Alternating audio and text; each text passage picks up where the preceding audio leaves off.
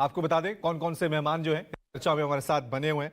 हमारे साथ सर्वोकॉन लिमिटेड के सीएमडी हाजी कमरुद्दीन नोएडा स्टूडियो में हमारे साथ बने हुए हैं। साथ में हमारे साथ सिग्नेचर ग्लोबल लिमिटेड के चेयरमैन प्रदीप अग्रवाल भी चर्चा में हमारे साथ शामिल हैं। मुकेश पांडे सीईओ रुपयापैसा.com के ये भी इस चर्चा में हमारे साथ हैं। और साथ में कमल शुक्ला जी सीईओ यूट्रॉन इंडिया। चलिए रुक करते हैं। हमारे साथ प्रदीप अग्रवाल बने हुए चेयरमैन हैं सिग्नेचर ग्लोबल लिमिटेड के। प्रदीप जी, लगभग हर व्यक्ति का सपना होता है कि घर अपना हो, क्योंकि आप रियल एस्टेट सेक्टर से जुड़े हुए हैं और पिछले 2-3 सालों से हम देख रहे हैं, खासकर कोरोना काल की बात करें तो काफी कह सकते हैं कि थोड़ा डिप हुआ है रियल एस्टेट सेक्टर। और हर बार ये उम्मीदें की जाती हैं रियल एस्टेट सेक्टर की तरफ से कि इस सेक्टर को बूम बने, और सबसे बड़ी मांग तो ये है कि इसको अभी इंडस्ट्री का दर्जा भी नहीं दिया गया है। तो आप क्या उम्मीदें पाल रखे हैं कल जब बजट पेश करेंगे कि ये घोषणाएं हो सकती हैं रियल एस्टेट सेक्टर के लिए? बिल्कुल ठीक रवि जी, आपको और आपके दर्शकों को बहुत बहुत नमस्कार। आपने बिल्कुल ठीक कहा, वित्त मंत्री जी से रियल एस्टेट सेक्टर को बहुत ज्यादा उम्मीदें हैं, क्योंकि रियल एस्टेट सेक्टर जो है वो इस देश की जीडीपी में दूसरा सबसे बड़ा स्थान रखता है। ऐसे में आप देखिए, इस सेक्टर की तरफ अगर गवर्नमेंट का कुछ भी ऐसा होगा, रुझान होता है, तो मुझे लगता है कि उसका जो सबसे बड़ा फायदा है वो आम आदमी को होगा। प्रधानमंत्री ने जैसा बताया, जब 15 अगस्त की लाल किले से उन्होंने स्पीच दी कि जो हमारा मिडिल क्लास है वो बहुत ज्यादा बढ़ रहा है, और अगर उस मिडिल क्लास को उसको अपने घर में रखना है, उसके लिए बहुत ज्यादा जरूरी है कि ऐसी योजनाओं को बनाना जिस आम इंसान का घर बन सके। और रियल एस्टेट तो आप देखिए, पिछले 2-3 साल में काफी ज्यादा बूम किया रियल एस्टेट ने। कोविड के बाद लोगों ने घरों की अहमियत समझी है, एंड ऑफ कोर्स हम लोग बहुत सारी उम्मीदें रख रहे हैं। उनमें से कुछ चीजें प्रमुख है, मैं आपके सामने उनको रखता हूं। सिंगल विंडो क्लियरेंस, ये एक ऐसा चैप्टर है जो हर बार बजट में हम उठाते हैं कि क्योंकि आज सबसे ज्यादा अगर कोई चैलेंज है तो किसी भी लैंड को बाय करने के बाद उसमें बहुत सारे प्रोसेस हैं जिनके अंडर आपको जाना पड़ता है, और उसमें टाइम लगता है 1 से 2 साल का उसको क्लियरेंस लेने में। वो एक बहुत लंबा प्रोसेस है, उसको शॉर्टर होना चाहिए। दूसरी बड़ी बात, एक चीज और है हमारी, जो जीएसटी का इनपुट क्रेडिट है वो रियल एस्टेट को नहीं मिल रहा है। पिछले 2 साल से वो इनपुट क्रेडिट टैक्स नहीं मिल रहा है।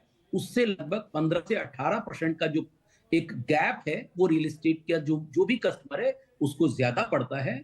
तो मुझे लगता है जो जीएसटी इनपुट क्रेडिट है उसको भी दोबारा से एक बार इनपुट क्रेडिट मिलना चाहिए, ऐसा प्रावधान फिर से बनाया जाना चाहिए। और एक कॉमन मैन से जुड़ी हुई चीज, जो होम लोन के ऊपर मिलने वाली जो सब्सिडी है, उसमें अभी जो सेक्शन 24 के अंडर है वो 2 लाख रुपए की छूट है, उसको बढ़ाकर 5 लाख रुपए मिनिमम करना चाहिए, जिससे सीधे जो पैसा है वो कॉमन मैन की पॉकेट में आता है और सबसे बड़ा फायदा एक आम इंसान को होता है। एक चौथी चीज मैं और ऐड करूंगा इसके अंदर, एक सीएलएस स्कीम, उसके बारे में पीछे 6 महीने काफी बार चर्चा हुई है कि फिर से वो पॉलिसी इस बजट में लानी चाहिए। तो मुझे लगता है कि मैं बहुत उम्मीद वित्त मंत्री जी से कि आने वाले इस बजट में कल पेश हो रहा है, इसमें जरूर वो स्कीम फिर से आएगी, और जो एक आम इंसान है उसको उनके ऊपर मिलने वाली जो इंटरेस्ट के ऊपर सब्सिडी है उसमें कहीं ना कहीं उसमें सब्सिडी का। ठीक है प्रदीप जी, लेकिन एक मेरा सवाल है, क्योंकि ब्याज दरों को लेकर भी कहा जा रहा है कि पहले 6.5% होता था शुरुआत में जब स्कीम चली थी, और उसके बाद अभी 8, 8.5 और इससे बढ़ने लग गया है। आपको लग रहा है कि आम आदमी को यहाँ पे थोड़ी सी राहत देनी चाहिए ताकि लोग थोड़ा इंटरेस्ट लें?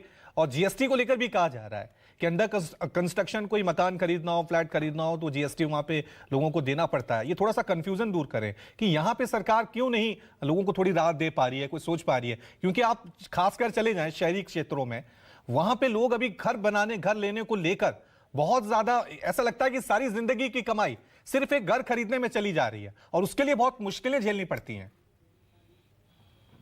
आपने बिल्कुल ठीक कहा। देखिए, जो होम लोन जो रेट है वो आज लगभग 8.5% पर है। अगर उस होम लोन रेट के ऊपर अगर कोई भी सब्सिडी मिलती है, वो सीधा पैसा है जो वो उसकी ईएमआई के ऊपर इम्पैक्ट करता है।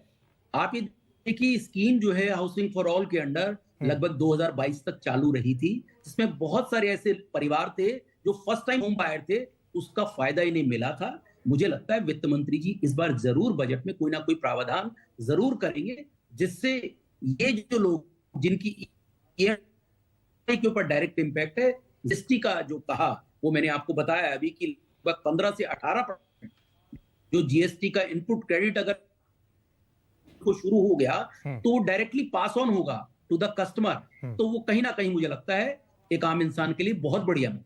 ये उम्मीद करते हैं कि आपने जो अपेक्षाएं उम्मीदें की हैं कल के बजट में पूरी होंगी। बहुत बहुत शुक्रिया आप सभी मेहमानों का इस चर्चा में हमारे साथ शामिल होने के लिए। एक छोटा सा ब्रेक ले रहे हैं, फौरन हाजिर होंगे। देखते रहिए News 24। Associate sponsor